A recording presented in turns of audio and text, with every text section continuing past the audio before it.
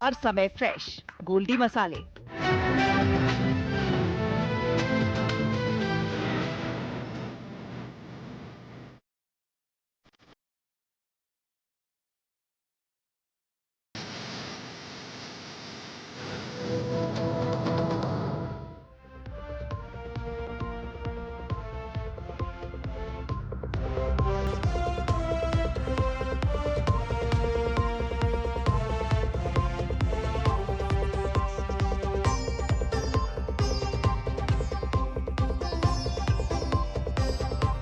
नमस्कार, news night में आप सभी का स्वागत है। मैं हूं आपके साथ आरेंद्र। महाराष्ट्र के 29 नगर निगमों में हुए चुनाव में आज बीजेपी गठबंधन को बड़ी जीत मिली है। मुंबई की बीएमसी सहित 23 निगमों में बीजेपी गठबंधन को जीत मिलती दिखाई पड़ रही, जिसके बाद राज्य की सियासत में बीजेपी के बढ़ते ग्राफ को लेकर लगातार चर्चाएं तेज हो गई हैं। क्या है इन नतीजों के मायने और भविष्य की राजनीति पर ये नतीजे क्या डालेंगे असर, इस खबर पर करेंगे विस्तार से चर्चा। होगी बात स्टार्टअप इंडिया के 10 साल के सफलतापूर्वक सफर की भी। बताएंगे बंगाल का हाल, जहां एसआईआर के मुद्दे पर हिंसक प्रदर्शन बढ़ते जा रहे हैं और राज्य की मुख्यमंत्री ममता बनर्जी हिंसा का समर्थन करती नजर आ रही हैं। इसके अलावा भी होगी देश दुनिया की हर जरूरी और महत्वपूर्ण खबर। शुरुआत हेडलाइंस के साथ। महाराष्ट्र निकाय चुनाव में महायुति की प्रचंड जीत। पीएम मोदी ने बताया महाराष्ट्र की जनता से गहरे रिश्ते का प्रमाण। कहा प्रगति को नई रफ्तार देने के लिए मिला जनादेश।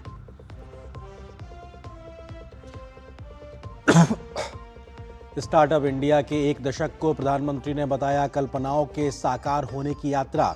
कहा सरकार के प्रयासों और युवाओं की इच्छा शक्ति से भारत ने नवाचार में लिखी सफलता की अभूतपूर्व गाथा। भाजपा के राष्ट्रीय अध्यक्ष पद के चुनाव का ऐलान। 19 जनवरी को होगा नामांकन। 20 जनवरी को पार्टी को मिलेगा पूर्णकालिक अध्यक्ष।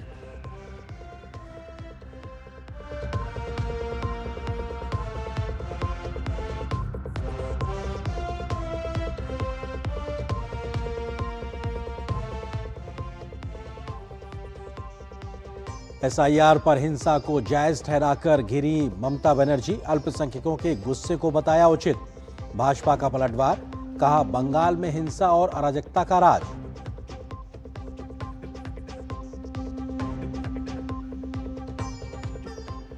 ईरान की स्थिति पर भारत की लगातार नजर। विदेश मंत्रालय ने कहा भारतीयों के हितों के लिए उठाए जाएंगे सभी जरूरी कदम।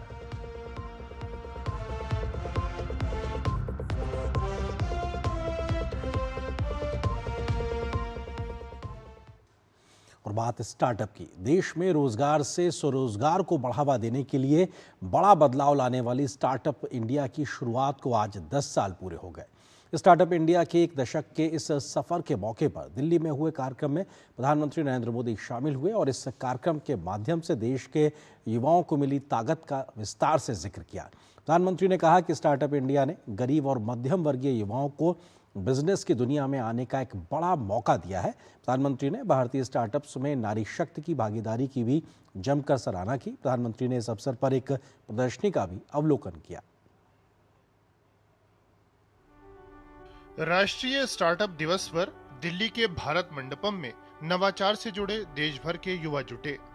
स्टार्टअप इंडिया पहल के एक दशक के इस उत्सव में प्रधानमंत्री नरेंद्र मोदी भी पहुंचे। पीएम ने ही 16 जनवरी 2016 को स्टार्टअप इंडिया मिशन की शुरुआत की थी। आज ये देश के आर्थिक और नवाचार ढांचे का अहम हिस्सा बन चुका है। कृषि, फिनटेक, गतिशीलता, स्वास्थ्य और स्थिरता के क्षेत्र में काम कर रहे स्टार्टअप्स प्रतिनिधियों ने पीएम को अपनी उपलब्धियों के बारे में बताया। स्टार्टअप इंडिया के एक दशक को पीएम ने कल्पनाओं के साकार होने की यात्रा कहा। एक दशक पहले के हालात का जिक्र करते हुए पीएम ने कहा कि आज युवाओं को खुला आसमान मिला है तो नतीजे सामने हैं। 10 साल पहले देश में 500 से भी कम स्टार्टअप्स थे। आज ये संख्या बढ़कर 2 लाख से ज्यादा है। 2014 में भारत में सिर्फ 4 यूनिकॉर्न थे। आज भारत में करीब 125 एक्टिव यूनिकॉर्न है। पीएम से संवाद में स्टार्टअप और इनोवेशन से जुड़े युवाओं ने बताया कि इस पहल ने उनके लिए संभावनाओं के नए द्वार खोले हैं। आज वो वास्तविक समस्याओं के हल की दिशा में काम कर पा रहे हैं। पीएम ने स्टार्टअप इंडिया की वजह से गरीब और मध्यम वर्ग के युवाओं और नारी शक्ति के लिए इस क्षेत्र में नए अवसर पैदा होने का जिक्र किया। हमारा प्रयास है कि बिग टेक्नोलॉजी स्मॉल स्टार्टअप्स के लिए भी आसानी से उपलब्ध हो। हम ये भी सुनिश्चित कर रहे हैं कि इंडिजीनियस एआई भारतीय प्रतिभाओं द्वारा भारतीय सर्वर्स पर ही तैयार हो।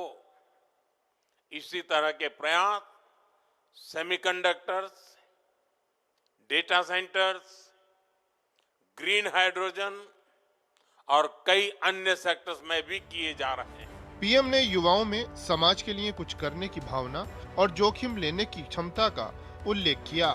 पीएम ने कहा कि रिस्क टेकिंग उनकी भी पुरानी आदत रही है। सियासी नफे नुकसान के चक्कर में जो काम दशकों से सरकारों ने नहीं किए, वो उन्होंने अपना दायित्व समझकर किए हैं। आपकी तरह ही मेरा भी मानना है, जो काम देश के लिए जरूरी है वो किसी न किसी को तो करना ही होगा, किसी को तो रिस्क लेना ही होगा। नुकसान होगा तो मेरा होगा, लेकिन अगर फायदा होगा तो मेरे देश के करोड़ों परिवारों को फायदा होगा। 10 साल पहले शुरू हुआ स्टार्टअप इंडिया का सफर आज दुनिया के तीसरे सबसे बड़े स्टार्टअप इकोसिस्टम में बदल दिया है और अब प्रधानमंत्री ने स्टार्टअप इंडिया मिशन को एक नया लक्ष्य दिया है, अगले 10 वर्षों में ट्रेंड और टेक्नोलॉजी का ग्लोबल लीडर बनना। कैमरामैन विमलेश के साथ अजय मिश्र, डीडी न्यूज, दिल्ली। और आज की बड़ी राजनीतिक खबर, पिछले साल महाराष्ट्र विधानसभा चुनाव में बीजेपी की अगुवाई वाले गठबंधन महायुति को बम्पर जीत के बाद अब महाराष्ट्र के 29 नगर निकायों के बीजेपी और शिंदे गुट की शिवसेना के सहित महायुति को एक बड़ी जीत हासिल हुई है। बीएमसी में पहली बार बीजेपी का मेयर बनने की संभावनाएं साफ तौर पर दिखाई पड़ रही हैं, तो ठाकरे बंधुओं के 20 साल से ज्यादा के बाद एक बार साथ आने का भी उनका जो काम की कोशिश थी वो काम नहीं आई। बीएमसी से ठाकरे परिवार के वर्चस्व की भी विदाई साफ दिखाई पड़ रही है। इधर मुंबई सहित 1 दर्जन से ज्यादा नगर निकायों में बीजेपी गठबंधन को जीत मिली है, तो पुणे में पवार परिवार का साथ आना भी उनके लिए काम नहीं आया। महाराष्ट्र में बृहन्मुंबई नगर निगम बीएमसी समेत 29 नगर निगमों में भाजपा के नेतृत्व वाले गठबंधन की शानदार जीत से महायुति में जश्न का माहौल है। वहीं कांग्रेस, ठाकरे ब्रदर्स और शरद पवार की पार्टी के निराशाजनक प्रदर्शन से महाविकास आघाड़ी में सन्नाटा छाया हुआ है। बीएमसी चुनावों में भाजपा सबसे बड़ी ताकत के रूप में उभरी और उसके गठबंधन ने बहुमत के आंकड़े को भी आसानी से पार कर लिया। नगर निगम चुनाव में सबसे ज्यादा चर्चा मुंबई नगर निगम की थी, जिस पर अपनी पकड़ बनाए रखने के लिए उद्धव ठाकरे और राज ठाकरे सारे मतभेद भुलाकर लगभग 20 वर्षों के बाद एक हुए थे। लेकिन ठाकरे ब्रदर्स की संयुक्त ताकत उम्मीदों से भी कम रही। नागपुर महानगरपालिका चुनाव में भी भाजपा बहुमत के साथ सबसे बड़ी पार्टी बनी। इस प्रकार नागपुर से लेकर नासिक तक, अकोला, पिंपरी चिंचवाड़ और पुणे से लेकर सांगली और नवी मुंबई तक लोगों ने देवेंद्र फडणवीस के नेतृत्व और उनके काम पर विश्वास जताया। और कई जगह भतीजे अजित पवार को साथ लेने के बावजूद भी जहां जनता ने शरद पवार की सियासत को नकार दिया, वहीं वंचित बहुजन आघाड़ी जैसे दल के साथ चुनाव में स्कोर करने की फिराक में लगी कांग्रेस को भी एक बार फिर नकार दिया। महाराष्ट्र में भाजपा के नेतृत्व में महायुति की जीत पर जहां जश्न का माहौल है, वहीं दिल्ली में भाजपा मुख्यालय सहित अन्य जगहों पर भी पार्टी नेताओं और कार्यकर्ताओं ने खुशी जताई। भाजपा का कहना है कि प्रधानमंत्री नरेंद्र मोदी के नेतृत्व में भाजपा और एनडीए के प्रति स्वीकार्यता लगातार बढ़ रही है। महाराष्ट्र की जनता का हमारे प्रधानमंत्री मोदी जी पर जो विश्वास है, उस विश्वास की यह विजय है। इस देश में और महाराष्ट्र में प्रधानमंत्री मोदी जी ने जो विकास और विश्वास की राजनीति शुरू की है, उसका यह विजय है। महाराष्ट्र नगर निगम में भारतीय जनता पार्टी और हमारे गठबंधन सहयोगियों के साथ महायुति ने शानदार सफलता अर्जित की है। यह दर्शाता है कि प्रधानमंत्री श्री नरेंद्र मोदी जी के नेतृत्व में भाजपा और एनडीए के प्रति स्वीकार्यता उत्तरोत्तर बढ़ रही है। महाराष्ट्र नगर निगम चुनाव में हार से तिलमिलाई कांग्रेस और अन्य विपक्षी दलों ने आत्मनिरीक्षण करने के बजाय एक बार फिर ईवीएम और वोट चोरी का अपना पुराना राग अलापा। हमारे पास बहुत सारा मटेरियल है, वो प्रोसेस हम चलाते जाएंगे। हिंदुस्तान के जेन जी जो हैं और युवा हैं उनको हम क्लियरली दिखा देंगे। ये भारतीय जनता पार्टी वाले, शिंदे वाले, अजित पवार वाले चाहे कितनी भी बुरा काम करें, लेकिन आप डरो मत, आप लोगों ने वोट किया है हमको। वहीं एनडीए दलों ने जहां शानदार प्रदर्शन पर खुशी जताई, वहीं राहुल गांधी के साथ कांग्रेस और महाविकास आघाड़ी पर जमकर पलटवार किया। सब जगह एक भगवामय वातावरण था और अभी मेजॉरिटी मेयर की कुर्सी पे जय श्री राम और आई लव महादेव के विचार के सोच के हमारे मेयर सब जगह महायुति के बैठने की पूरी तरीके से तैयारी है। राहुल गांधी हो या अपोजिशन हो, हर बात पर कोई न कोई तो बातें उल्टी सीधी करते रहते हैं। इसीलिए मुझे लगता है कि राहुल गांधी जी के आरोप में बिल्कुल तथ्य नहीं है। आज मुंबई में केवल 2 भाई हैं। उन दोनों भाइयों का नाम है लाडका भाव एकनाथ शिंदे जी और देवा भाव देवेंद्र फडणवीस जी, और उनका लास्ट नेम विकास है। महाराष्ट्र में गुरुवार को हुए 29 नगर निकायों के चुनाव में 54.77% मतदान दर्ज किया गया था। बहरहाल इन चुनावों में देवेंद्र फडणवीस जहां तप कर निखरे हैं और उनकी लोकप्रियता में इजाफा हुआ है, तो वहीं एकनाथ शिंदे की शिवसेना ने भी अपना वोट बैंक और शिवसेना पार्टी की पकड़ को इंटैक्ट रखा है। इन चुनावों का असर महाविकास आघाड़ी के दलों पर आने वाले दिनों में दिखाई देने की उम्मीद है। ब्यूरो इनपुट के साथ श्यामा मिश्रा और शिशिर शेलार की रिपोर्ट, डीडी न्यूज।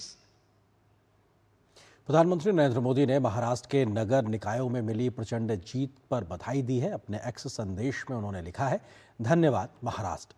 राज्य की ऊर्जावान जनता ने एनडीए के जन कल्याणकारी सुशासन के एजेंडे को अपना आशीर्वाद दिया है। विभिन्न नगर निगम चुनावों के नतीजे ये दर्शाते हैं कि महाराष्ट्र की जनता के साथ एनडीए का रिश्ता और भी मजबूत हुआ है। हमारे कार्यों का रिकॉर्ड और विकास का हमारा विजन लोगों के दिलों को छूने में सफल रहा है। मैं पूरे महाराष्ट्र की जनता का हृदय से आभार व्यक्त करता हूं। यह जनादेश प्रगति को और गति देने तथा राज्य की गौरवशाली संस्कृति का उत्सव मनाने का संकेत है। मुझे हर उस एनडीए कार्यकर्ता पर गर्व है जिसने पूरे महाराष्ट्र में जनता के बीच रहकर अथक परिश्रम किया है। उन्होंने हमारे गठबंधन के कार्यों को जनता तक पहुंचाया, आने वाले समय के लिए हमारे विजन को स्पष्ट किया और विपक्ष के झूठ का प्रभावी ढंग से जवाब दिया। उन्हें मेरी शुभकामनाएं।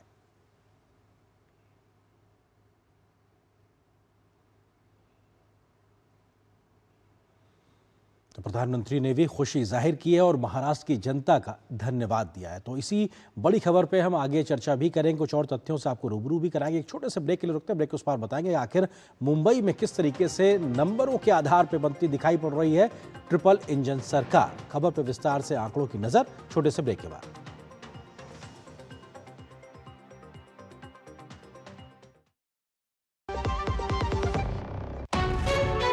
विभाग अनेक, कंप्लेंट बॉक्स 1।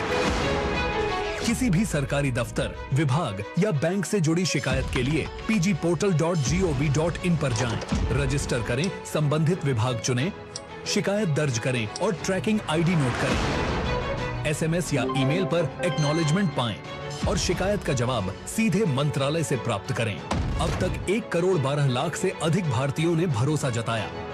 सीपी ग्राम्स, आपकी हर शिकायत का हल। अभी शिकायत दर्ज करें pgportal.gov.in। पढ़ता है, खेलता है, झूलता उछलता है, दौड़ता कभी कभी दौड़ कराता है, आगे आगे बढ़ता है इंडिया, अमूल दूध पीता है इंडिया। मेरी पसंद, मेरी पसंद, मेरी पसंद, मेरी पसंद, हमारी पसंद, हम सबकी पसंद। मजबूत देश का मजबूत सरिया हो गया स्टील। वाह, गाय तुम्हारी माता है ना? तो पशुहार के नाम पर जहर क्यों खिलाता है? अनसन हटा, दिल से खिला, सिर्फ कपिला, देश का नंबर 1 पशु आहार। टिंग टिंग, आपके लिए एक फेस्टिवल ऑफर है। क्यूआर कोड स्कैन करो, यूपीआई पिन डालो और 10,000 रुपए आपके बैंक अकाउंट में। पिन डालूंगा तो पैसा खट से आएगा नहीं, झट से कट जाएगा। मैं मूर्ख नहीं हूँ। आलिया, यूपीआई कहता है यूपीआई पिन पैसे भेजने के लिए होता है, पाने के लिए नहीं। इस बात को याद रखें और कहें मैं मूर्ख नहीं।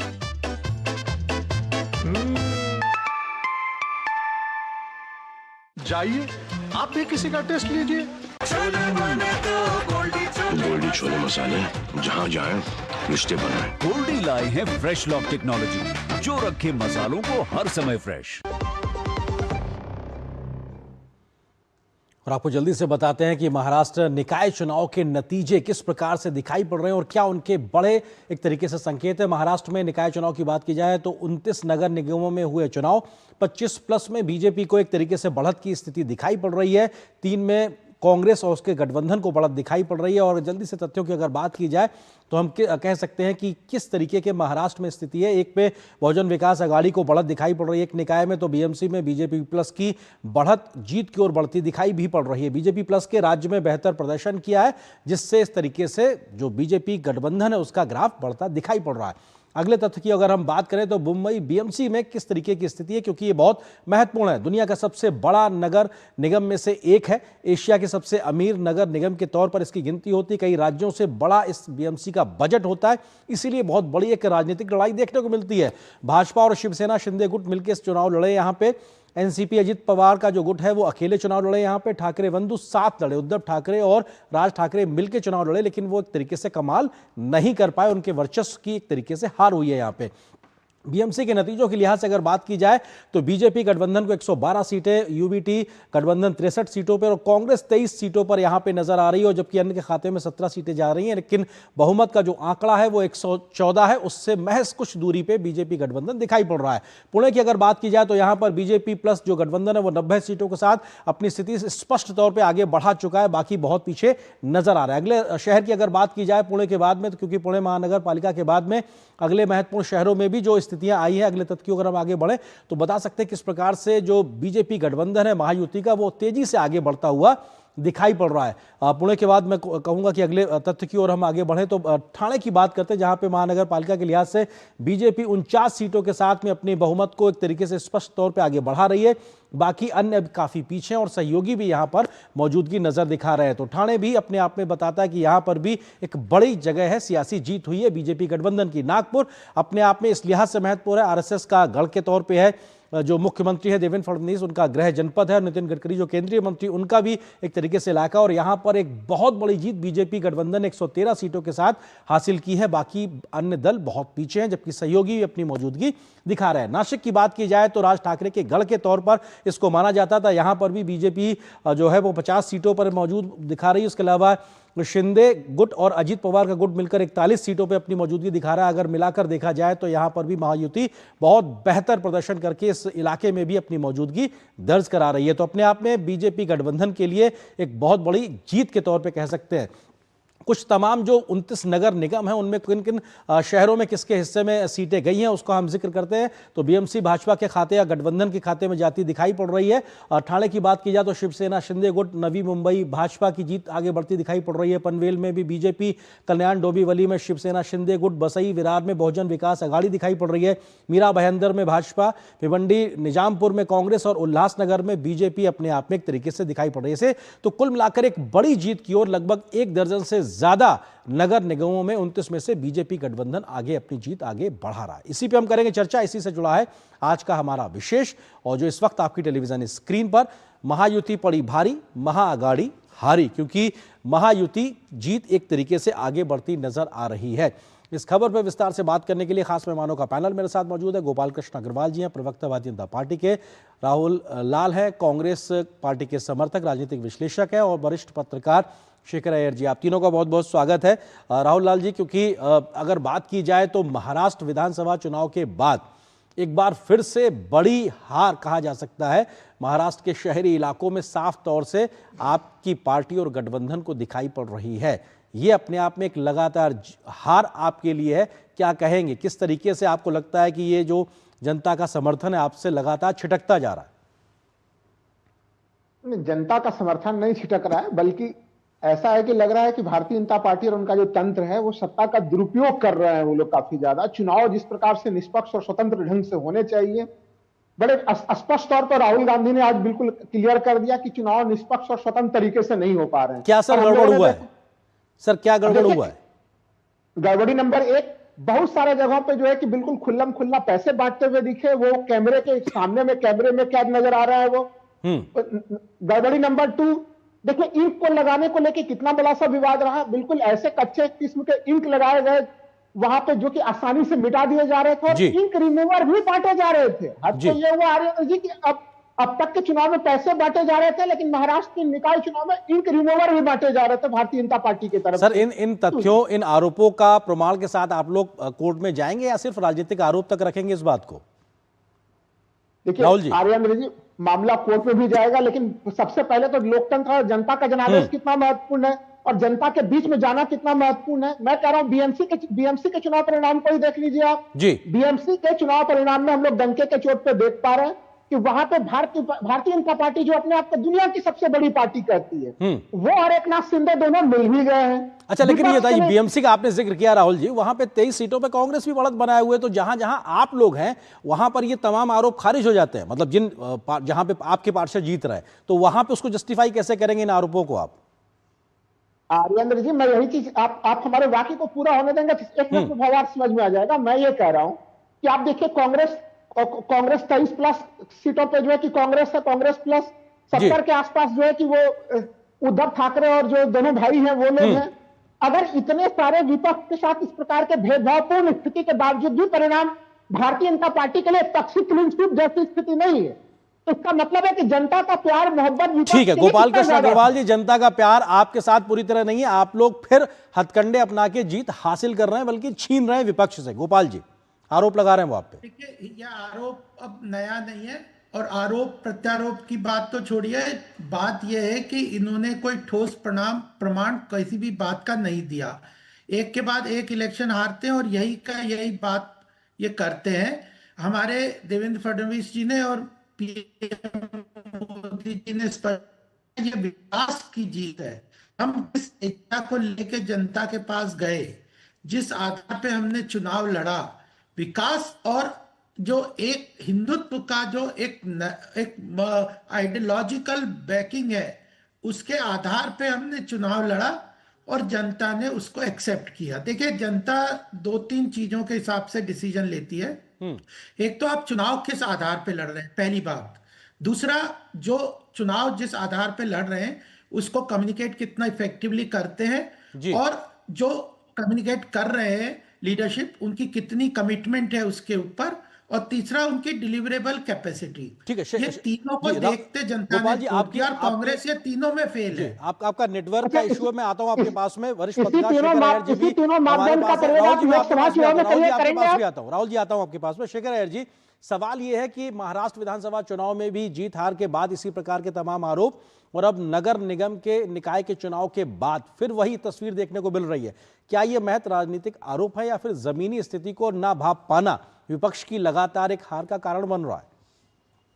पहली बात नरेंद्र जी, इस बार चुनाव का जिस प्रकार प्रचार हुआ, जिस मुद्दे सामने आए, जिस तरह ऑपोजिशन के अंदर कोई यूनिटी नहीं था, 2 ताकरे बंधु ने हाथ मिला लिए, जिसकी वजह से कांग्रेस उनके साथ गठबंधन से बाहर आ गया।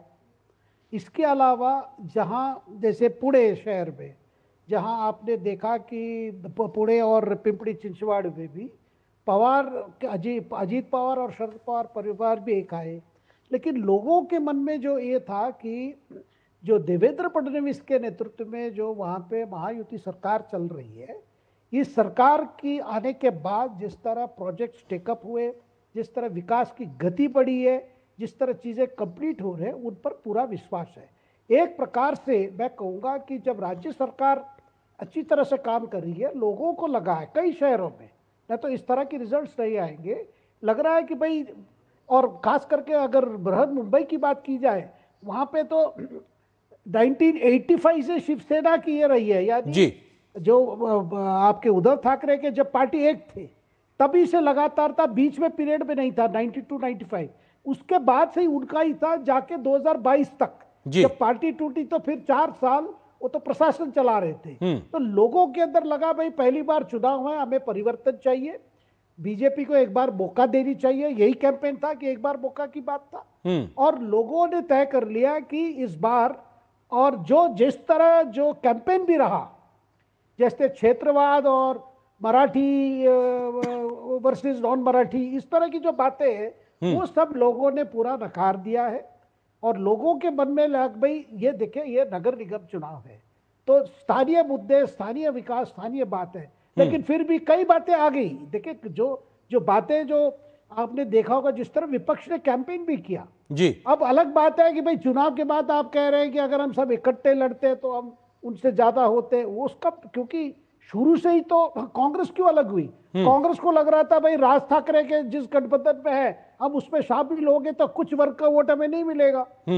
इस तरह ऑपोजिशन के अंदर बिल्कुल यूनिटी नहीं थी और कोई ना कोई ठीक मुद्दा उठा पाए। जी राहुल लाल जी, सवाल ये है कि जो विपक्ष है, कांग्रेस भी जिसमें है और आपका पूरा गठबंधन है, उसमें एकता नजर नहीं आ रही थी। और ये आप लोग अभी तमाम बड़े नेताओं ने कहा भी कि साहब अगर मिलकर लड़ते, जिस बात का जिक्र शेखर जी कर रहे हैं, तो एक अलग नतीजे होते।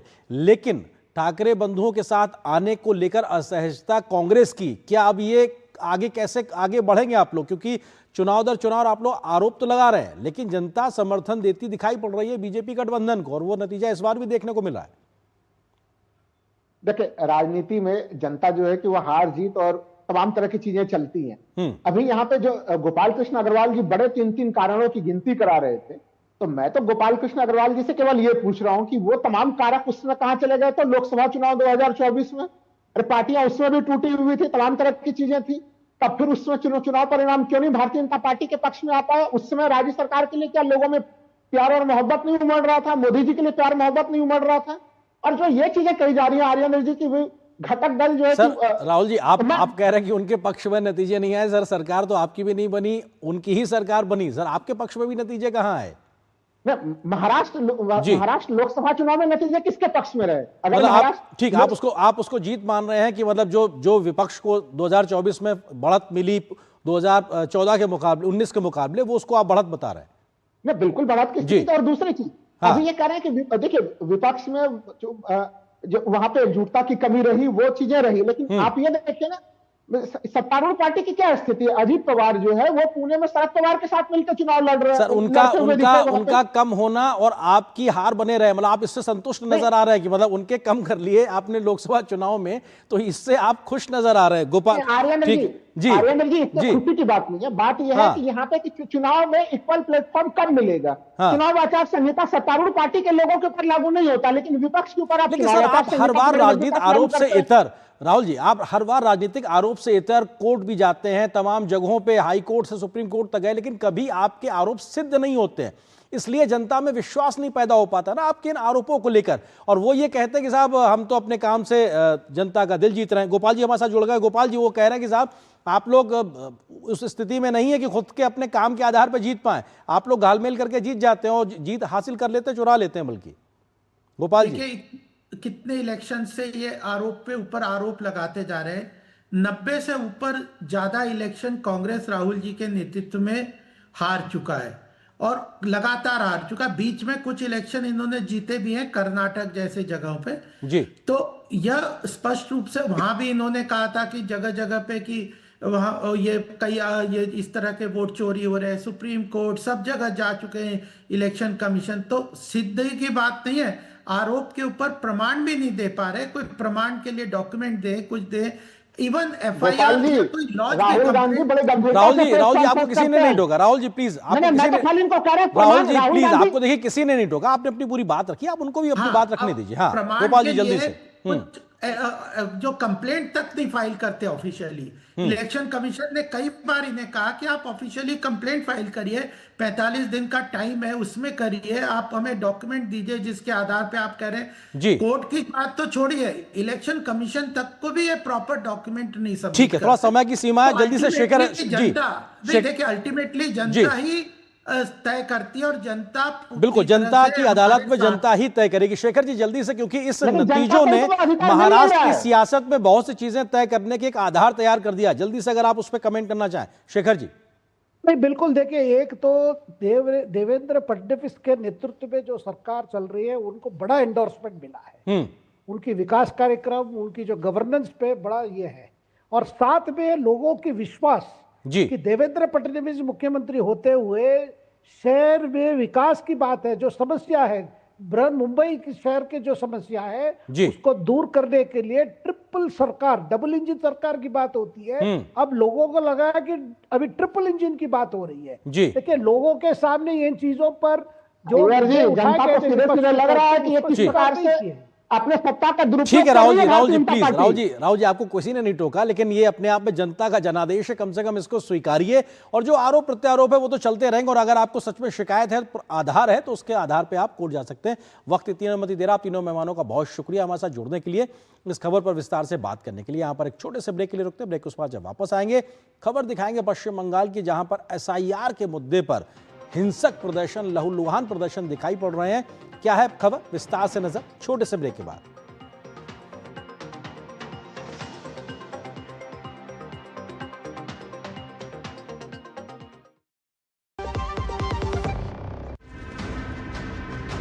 हरदम तैयार है, बिल्कुल तैयार है, हरदम तैयार है, बिल्कुल तैयार है, जी जाने से तैयार है, इसीलिए तो हम लहरों के पहरेदार हैं। जय भारती, जय भारती, हम हैं नौसेना, हम हैं भारत के सारथी। जय भारती, हम हैं नौसेना, हम हैं भारत के सारथी, सारथी, सारथी।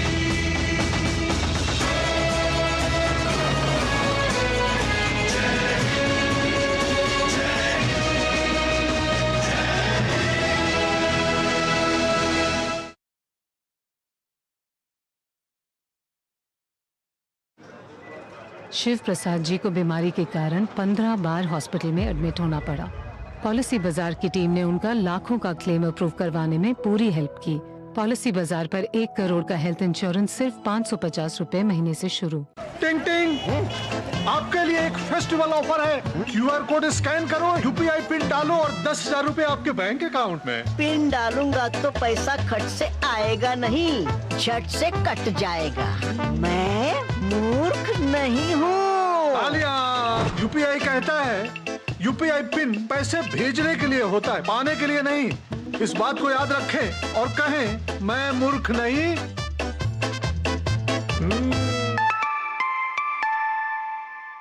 जाइए आप भी किसी का टेस्ट लीजिए। जल्दी टिफिन पैक करो। राजू मोबाइल छोड़ो।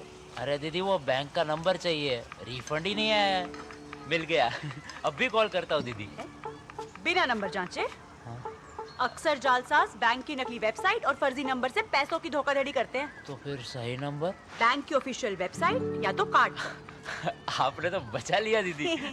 काम से नहीं। RBI कहता है सही वित्तीय बर्ताव करे आपका बचाव। जब धरती चीर कर निकलता है लोहे का पत्थर और मिलता है मोंगिया के जोश से, फिर तपता है, पिघलता है और बनता है फौलाद। अब होता है सरिया सारी खूबियों के साथ। मोंगिया स्टील, मजबूत देश का मजबूत सरिया। गोल्डी छोले मसाले, जहाँ जाएं रिश्ते बनाएं। गोल्डी लाए हैं फ्रेश लॉक टेक्नोलॉजी, जो रखे मसालों को हर समय फ्रेश। खबर बंगाल से। SIR का विरोध करते करते बंगाल में TMC पार्टी के नेता अब हिंसक आंदोलन पर विरोध पर उतर आए हैं। पहले फरक्का और अब नॉर्थ दिनाजपुर में टीएमसी नेताओं कार्यकर्ताओं ने हिंसा करके आगजनी की और सरकारी संपत्ति को बड़ा नुकसान पहुंचाया। आज बंगाल में हुई हिंसा के बाद ममता बनर्जी ने इस हिंसा के समर्थन में बयान दिया है। इसके बाद बीजेपी ने ममता दीदी पर बड़ा हमला बोला है। इस बीच चुनाव आयोग ने राज्य सरकार से हिंसा पर रिपोर्ट मांगी और एसआईआर प्रक्रिया में लगे अधिकारियों और कर्मचारियों की सुरक्षा सुनिश्चित करने की बात कही है। चुनाव से पहले पश्चिम बंगाल हिंसा की आग में जल उठा है। एसआईआर के खिलाफ शुरू हुआ टीएमसी का सियासी अभियान हिंसक आंदोलन में तब्दील हो गया है। खुद मुख्यमंत्री ममता बनर्जी चुनाव आयोग की तरफ से जारी होने वाले नोटिस को कारण बताकर हिंसा को जायज ठहराने की कोशिश कर रही हैं। ममता बनर्जी गुस्साई भीड़ को अल्पसंख्यकों की स्वाभाविक नाराजगी बताकर हवा दे रही हैं। राज्य के गृह मंत्री का जिम्मा संभाल रही ममता बनर्जी कानून व्यवस्था को बनाए रखने के बजाय हिंसा के पीछे भाजपा का हाथ होने का आरोप लगाकर एसआईआर के खिलाफ सियासी खेल को जारी रखने का संकेत दे रही हैं। अल्पसंख्यकों का गुस्सा स्वाभाविक है। मैं भी नाराज हूँ। उन्हें एक तरफा तरीके से बाहर नहीं किया जा सकता। जुम्मे के दिन वे वैसे भी इकट्ठा होते हैं और कार्यक्रम करते हैं। पश्चिम बंगाल में एसआईआर के खिलाफ प्रदर्शनों को हिंसक बनाने की साजिश बेनकाब होने लगी है। फरक्का से शुरू हुआ तोड़फोड़ का सिलसिला नॉर्थ दिनाजपुर तक पहुंच गया है। चकुलिया में गुस्साई भीड़ ने बीडीओ दफ्तर में तोड़फोड़ के बाद आग लगा दी, जिससे लाखों रुपए की सरकारी संपत्ति जलकर खाक हो गई है।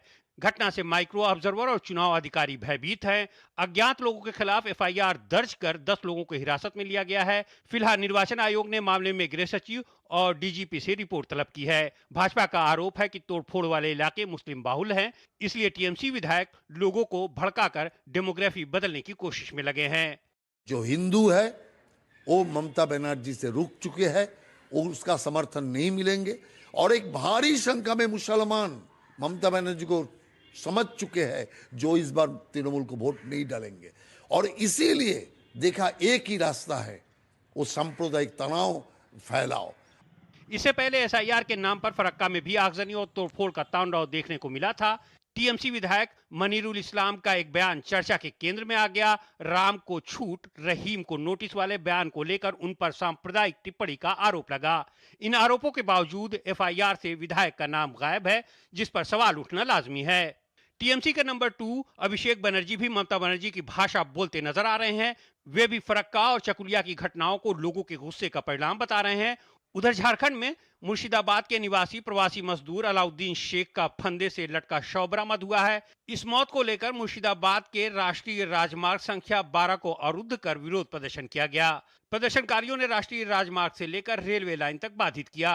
विपक्ष के नेता शुभेंदु अधिकारी ने अपने एक्स हैंडल पर पोस्ट करते हुए लिखा कि कानून व्यवस्था पूरी तरह से ध्वस्त हो चुकी है।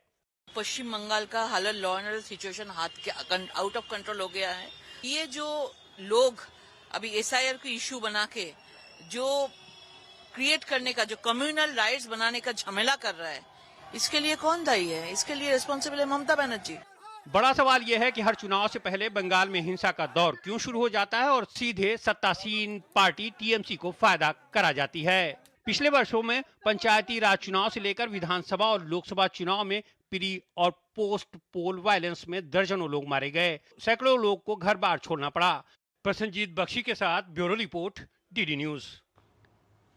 और हमारे सहयोगी संवाददाता प्रसन्नजीत बख्शी इस वक्त कोलकाता से इस खबर पर अधिक बातचीत करने के लिए हमारे साथ मौजूद हैं। प्रसन्नजीत, अगर बात की जाए तो हमने देखा कि बंगाल में राजनीतिक हिंसा का एक लंबा इतिहास रहा, लेकिन अब एसआईआर का विरोध करते करते भी अब हिंसक प्रदर्शन होने लगे हैं। किस ओर जा रहा है ये पूरा विरोध प्रदर्शन? नहीं आर्येंद्र, ये ममता बनर्जी शायद इसी तरफ एसआईआर की विरोध को लेकर जाना चाहती थी। पिछले करीब जो ड्राफ्ट लिस्ट है, ड्राफ्ट सूची निकालने के बाद जिस तरह से भड़काऊ भाषण और भड़काऊ स्टेटमेंट ममता बनर्जी दे रही थी, जिस तरह से गृह मंत्री अमित शाह के खिलाफ उन्होंने भड़काऊ भाषण दी, जिस तरह से लोगों को उस्काने की भाषण उन्होंने दे रही थी, जिस तरह से सीईओ चीफ इलेक्टोरल ऑफिसर के ऊपर उनकी लोगों ने ऐसे धावा बोलने की कोशिश की है कि सीईओ को Y+ सुरक्षा देना पड़ा, तो इस सब से लग रहा था कि किसी ना किसी तरह स्थिति को इस तरह वायलेंट होने की कोशिश में ममता बनर्जी लगी हुई थी और शायद वो सफल होने की कगार पे है।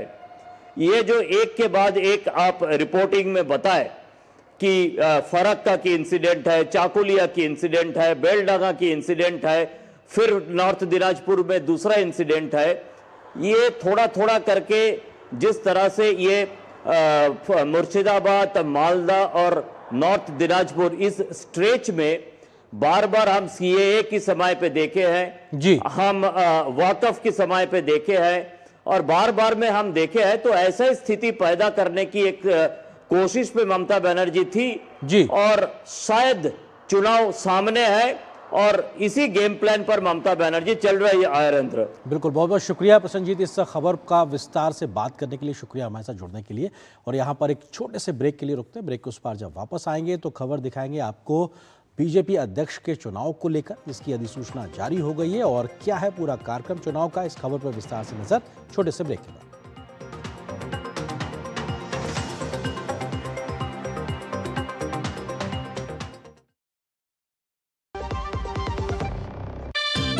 खेलता है, झूलता उछलता है, दौड़ता कभी कभी दौड़ कराता है, आगे आगे बढ़ता है इंडिया, अमूल दूध पीता है इंडिया।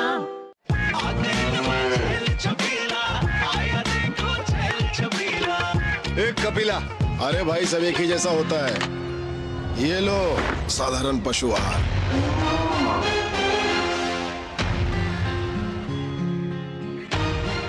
इस देश की हर माँ, बच्चे, बूढ़े, जवान, खिलाड़ी, डॉक्टर, इंजीनियर, सबको गाय भैंस की दूध की शक्ति पर भरोसा है। पर जब इन पशुओं को कपिला पशु आहार मिलेगा, तभी तो दूध सिर्फ ज्यादा ही नहीं, शक्ति से भरपूर भी होगा।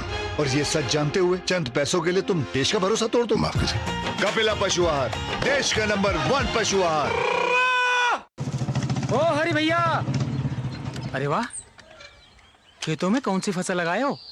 12 महीने कमा कर दे ऐसी फसल। क्या?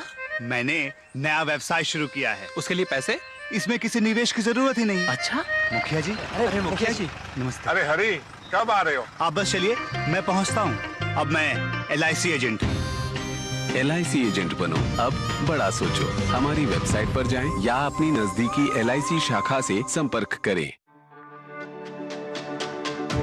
मेरी पसंद, मेरी पसंद, मेरी पसंद, मेरी पसंद, हमारी पसंद, हम सबकी पसंद। मजबूत देश का मजबूत सरिया हो गया स्टील। इम्तियाज जी के फादर को बीमारी के कारण अचानक हॉस्पिटल में एडमिट होना पड़ा। पॉलिसी बाजार की टीम ने हॉस्पिटल पहुंचकर लाखों का क्लेम अप्रूव करवाने में पूरी हेल्प की। पॉलिसी बाजार पर 1 करोड़ का हेल्थ इंश्योरेंस सिर्फ 550 रुपए महीने से शुरू। टिंग टिंग, आपके लिए एक फेस्टिवल ऑफर है। QR कोड स्कैन करो, UPI पिन डालो और 10,000 रुपए आपके बैंक अकाउंट में। पिन डालूंगा तो पैसा खट से आएगा नहीं, झट से कट जाएगा। मैं मूर्ख नहीं हूँ। तालियां। UPI कहता है UPI पिन पैसे भेजने के लिए होता है, पाने के लिए नहीं। इस बात को याद रखें और कहें, मैं मूर्ख नहीं।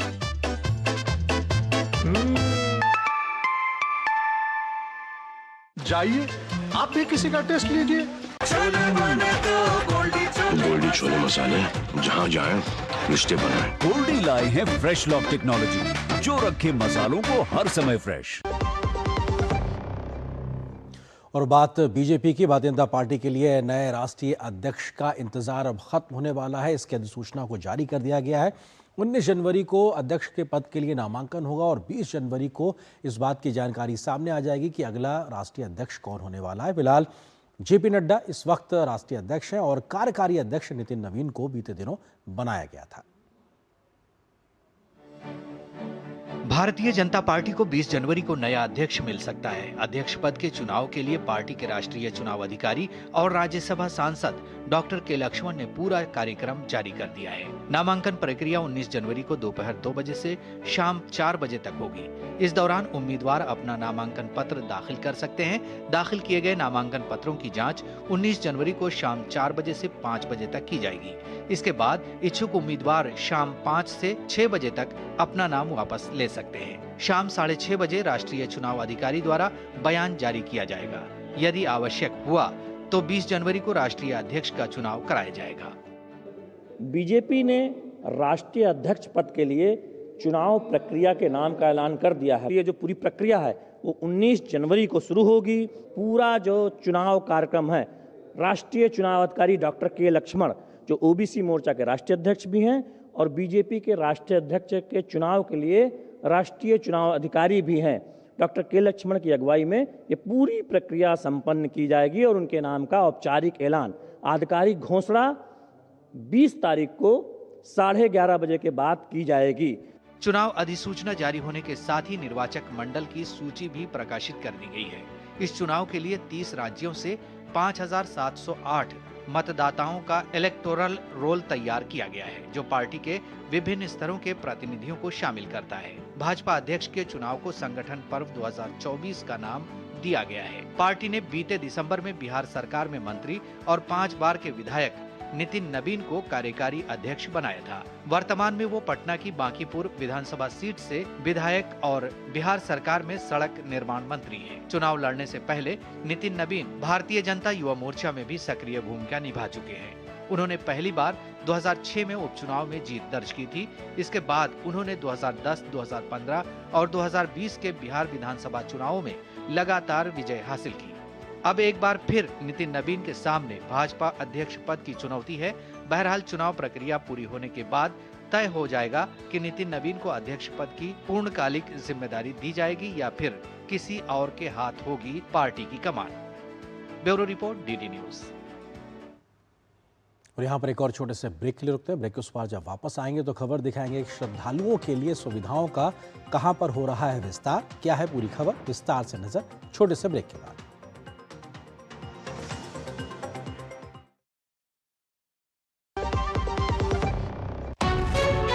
विभाग अनेक, कंप्लेंट बॉक्स 1। किसी भी सरकारी दफ्तर, विभाग या बैंक से जुड़ी शिकायत के लिए pgportal.gov.in पर जाएं, रजिस्टर करें, संबंधित विभाग चुनें, शिकायत दर्ज करें और ट्रैकिंग आईडी नोट करें। एसएमएस या ईमेल पर एक्नॉलेजमेंट पाएं और शिकायत का जवाब सीधे मंत्रालय से प्राप्त करें। अब तक 1,12,00,000 से अधिक भारतीयों ने भरोसा जताया। सीपी ग्राम्स, आपकी हर शिकायत का हल। अभी शिकायत दर्ज करें pgportal.gov.in।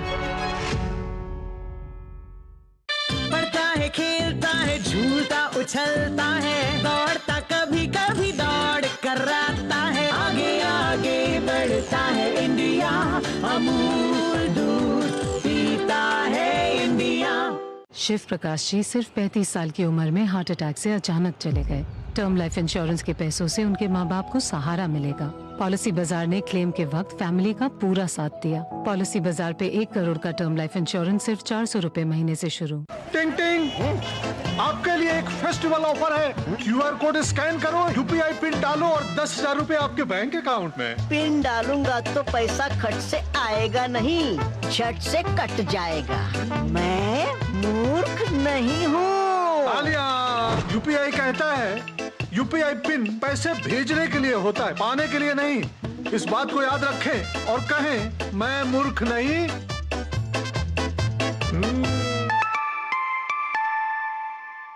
जाइए, आप भी किसी का टेस्ट लीजिए। इच्छाओं की कोई उम्र नहीं होती, आज हो या कल आंखों में हरदम चमकती, कल भी रहे आज के ठाट, ना हो टेंशन रिटायरमेंट के बाद, हाँ करनी है तैयारी, NPS जरूरी है। छोले बने तो गोल्डी छोले मसाले, जहाँ जाए रिश्ते बनाए। गोल्डी लाए हैं फ्रेश लॉक टेक्नोलॉजी, जो रखे मसालों को हर समय फ्रेश। वो बात वाराणसी की विरासत को सहेजकर विकास को रफ्तार देने का काम बीते एक दशक में काशी में देखने को मिल रहा है। पीएम मोदी के संसदीय क्षेत्र वाराणसी में एक दशक में ऐतिहासिक संस्कृति को सहेजकर जिस तरह से विकास किया गया है, आज उसकी चर्चा दुनिया भर में हो रही है। इसी सिलसिले में काशी के मणिकर्णिका घाट पर भी पुनर्निर्माण एवं सुदृढ़ीकरण का काम जारी है, जिसको लेकर सोशल मीडिया पर कुछ भ्रामक खबरें प्रसारित होने के बाद स्थानीय प्रशासन ने इन सभी खबरों के दावों को पूरी तरीके से खारिज किया है। विश्व के कोने कोने से आने वाले श्रद्धालुओं के लिए काशी में सुविधाओं का विस्तार लगातार जारी है। बेहतर व्यवस्था सुनिश्चित करने के लिए सतत कदम उठाए जा रहे हैं। अब ऐतिहासिक मणिकर्णिका घाट पर पुनर्निर्माण और सुदृढ़ीकरण का कार्य प्रगति पर है।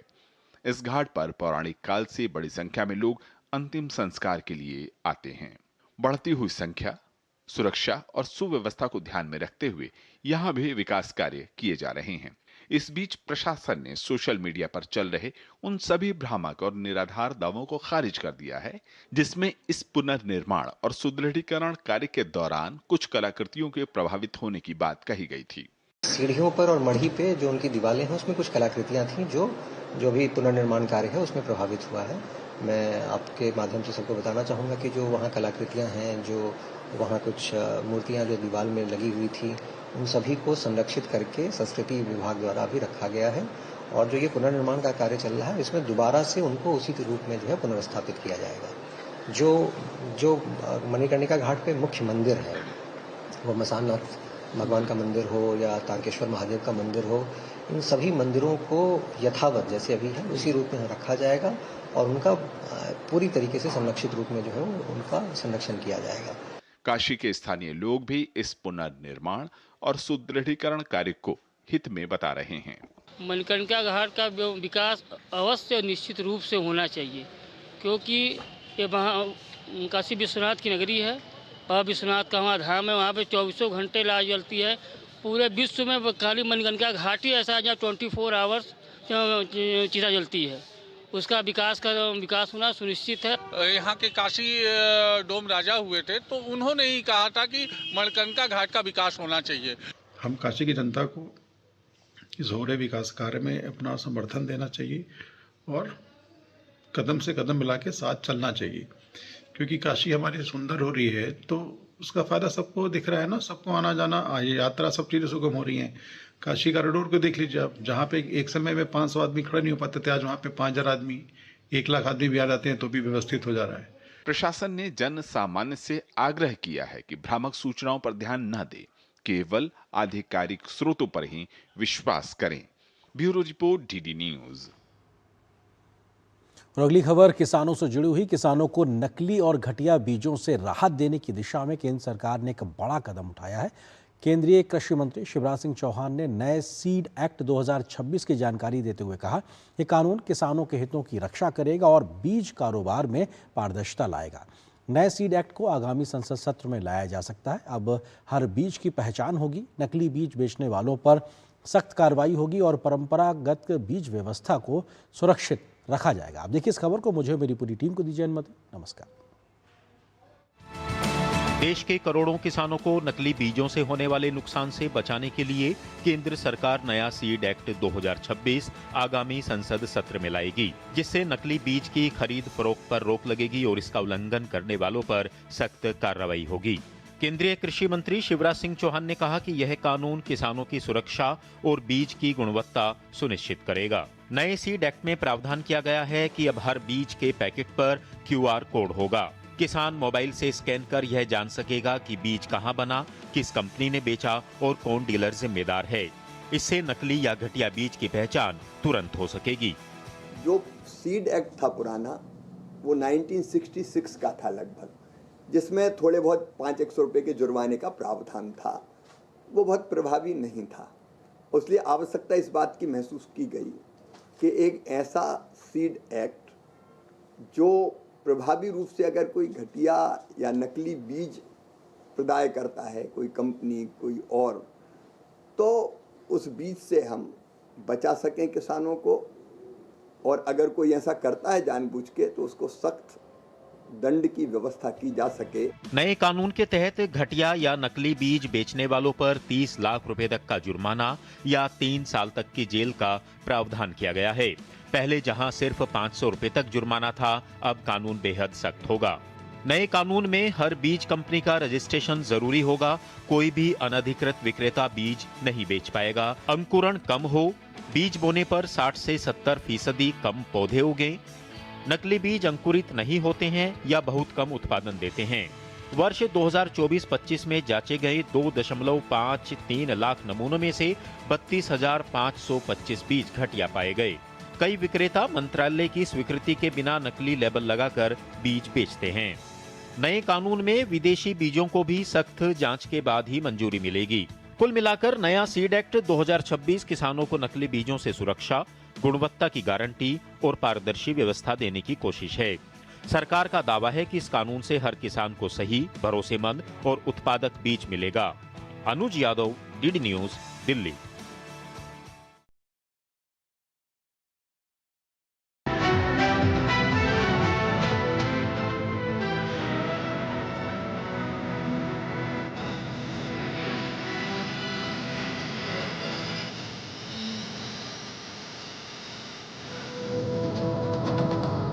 न्यूज नाइट के प्रायोजक थे